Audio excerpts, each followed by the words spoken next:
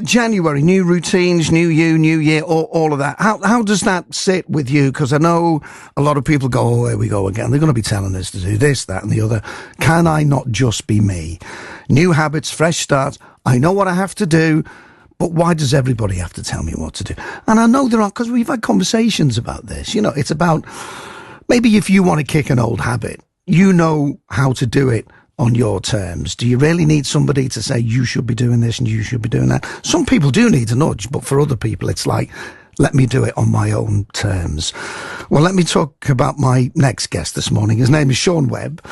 He found the motivation to pack in smoking, and the motivation was his daughter Holly. He had a cancer diagnosis, he had a real wake-up call, and determined not to miss his daughter's upcoming wedding, he finally dropped the cigarettes for good. He's hoping to inspire smokers to kick the habit for good as well. It's a new campaign from the NHS and public health leaders across Cheshire and Merseyside. And I'm glad to say he's with us now. Good to see you. Good to see you, Tony. Thanks for having me on. Oh, you're very welcome. That is the case with a lot of people, isn't it? We get Christmas, New Year out the way, and it's New Year, New you. New you. You should be doing this. You should be doing that. Quit everything. Some people will go, oh, yeah, you're right. But others will go, please stop telling me. I know I need to do it. Don't lecture me. Yeah, don't lecture me. Let me do it in my own time. Was it a little bit like that for you? What was your story? Yeah, throughout the years I've tried. I can't tell you how many times I've tried to stop smoking. Like most of the smokers I know, 30 times could be easily have been tried, and but it's the knowledge that's what got me through it. Yeah. You try and you go cold turkey. And you don't really have the facts and figures of how difficult it is. And you just need somebody to guide, I feel. And that's why I started doing this and put myself out there to point people in the right direction. So it's a guide rather than, as you say, a lecture. Because we all know it's not good for you. We know that. Who likes being told off? Exactly. And told you're wrong. So did you start as a kid then? Yeah, very young. Did you? Yeah, I say between 8 and 12. I'm not 100% sure. I know it was before high school. That is young, isn't it? So it's like kind of secondary school, all of that kind of thing, peer pressure. Yeah, quite a few years before high school, I feel. Oh, did you? Yeah, peer pressure, older boys in the street, asked me to try it, and like a young boy trying to be one of the team. Yeah. You do. And you want to fit in, don't you? Of course you do. You want to be part of the gang, don't you? So, do you mind me asking how old you are? Would that be all right? 62. So you're 62. So 62. You're like me. You're a kid of the 70s. Yes. So you grew up in the 70s. Absolutely. Everybody did it. Everybody smoked. It was cool. I've said, and it might be a wrong way to explain it, but Clint Eastwood, the coolest man that's ever walked the earth. Yeah. In the cowboy and western films, everybody smoked. But it was indoors, it was outdoors, it was in restaurants, You've got cinemas. It was acceptable. And you'd go to the pictures. If you want to smoke, you sat on the left. If you want to, you sat on the right. I forgot about that. Yeah. Or if you went into a restaurant, would you like smoking or non-smoking? That's right. Yeah. Yeah. So it's easy to kind of forget that. But in popular culture, yes, it was everywhere. Yeah. It was sponsored pubs, the bar side in the pubs, the snooker halls, sponsorships on Formula One cars. Formula One, they stopped that. Yeah. Exactly that. JPS, exactly that. Yeah, I forgot. So your daughter Holly, the baby, she probably only ever knew you as a smoker. Yeah, absolutely. Yeah. The older one too. I've been smoking half century more. Just let that sink in for a moment. My eldest is 38, so yeah, a long time, too long. So what was the deciding factor for you? I mean, obviously the health side of it, and the diagnosis. Yeah. It's easy for me to describe it as, well, you had a wake-up call. Yeah. Was it? Yeah, it's shock. Yeah, it kind of was. It woke me up to the fact that I'd put my family through that. And it was all my fault. I didn't blame anybody else, didn't blame the tobacco companies, didn't blame the older boys in our street. It was me. It was all my fault. I could have stopped at any point if I'd have sought the advice. It's highly addictive, this, though, isn't it? And we always hear the stories about, I just packed in. Smoking one day, the next day I wasn't. Well, good for you, mate. That's fantastic. But for a lot of people, it's like, I'm sorry. Especially when it's that high of an addiction. More, 4 cigarettes an hour. Imagine the time lost. 4 an hour. Through, work and everything. Yeah. You're losing 20 minutes every hour smoking. Which is, how do companies put up with that? A lot of time committed to it. Financial side of it as well. Financial. I mean, health, you can't put a price on your health. I know that. And, your family. Yeah. But you must have reaped the benefits there. Or did you just spend it on something else? Food. You spent it on burgers. My sense of smell has come back, and I'm drinking more tea than a teapot, so wait, honestly. Do you say to me before, I think you said you tried to stop 30 times? Probably more, Tony. More? Probably more, an awful lot. Yeah. What did you try? The patches, the this, the that, the plastic cigarette, the chewing gum, the chewing gum, all of that. But initially, when the patches first came out, they were double expensive. That was like, I thought it was expensive at the time. Yeah. Just say, for instance, it was £45, £50 a week. And I wasn't really sure about them, because, again, didn't have the knowledge. Because I was wearing them in bed, and you're not supposed to, because you don't smoke in bed.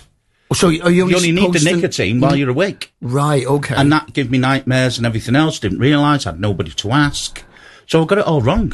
I didn't have the information that I needed.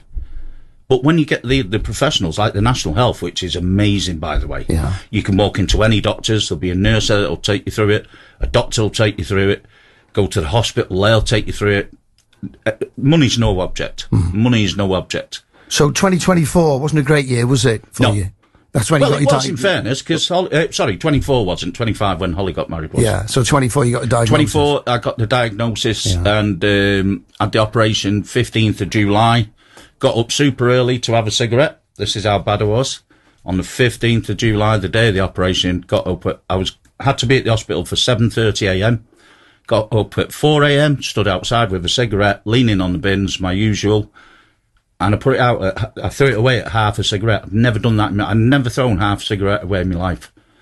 And I went, I can't do this. I've got to at least give myself a chance to be at Holly's wedding and the rest, and all the girls, for all of them, and my wife.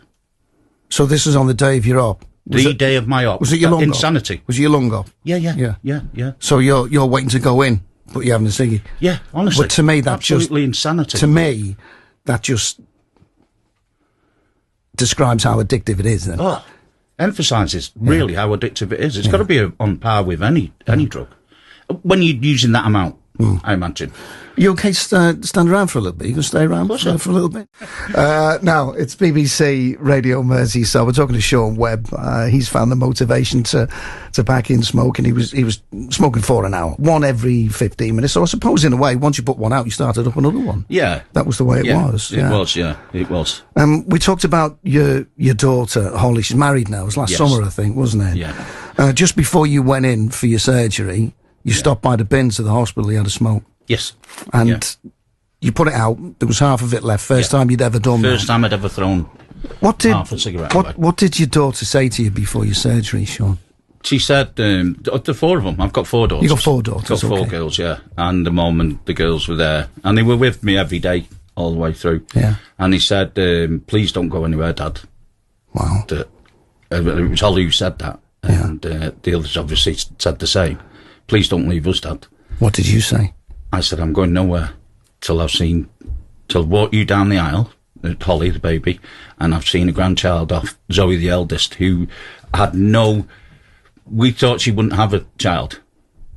And then now she's due this week. You could have missed out on all this, mate, couldn't you? Don't bear thinking about. But everything, every day after the operation, we've got a 3-year-old granddaughter and a 12-year-old granddaughter and a 14-year-old girl in my family. I'm not outnumbered at all. Yeah. But I'd have missed all there's that. pressure. I'd have missed Christmas and everything. Yeah. I'd have missed it every day, wouldn't I? You know. And the pride that you have with them and in them and, and they tell me all the time how proud they are of me, and that's what I should be telling them, isn't it? And what I've tried to all their lives. There'll be people listening to you and I now having a chat, and they'll have been smokers all their lives. Yes. And they'll have wanted to, at some point, pack this in for financial health, whatever. Yeah. What would you say to them? Because they've probably, like you, they've tried and tried. Yeah. And unlike you, you have. They'd love to be not everybody, because people enjoy it. Yes. Some people enjoy it. That's entirely up to them. But there will be some people who would want to be you. Yes. What would you say? I would say get professional help, because I tried lots of times, as pretty much everybody who smokes has at some point or other. Usually a chest infection starts them off wanting to stop, and they try to stop the week after and then cave because the addiction is that strong with them. But get the knowledge, honestly, get the words and get the reason why you want to quit.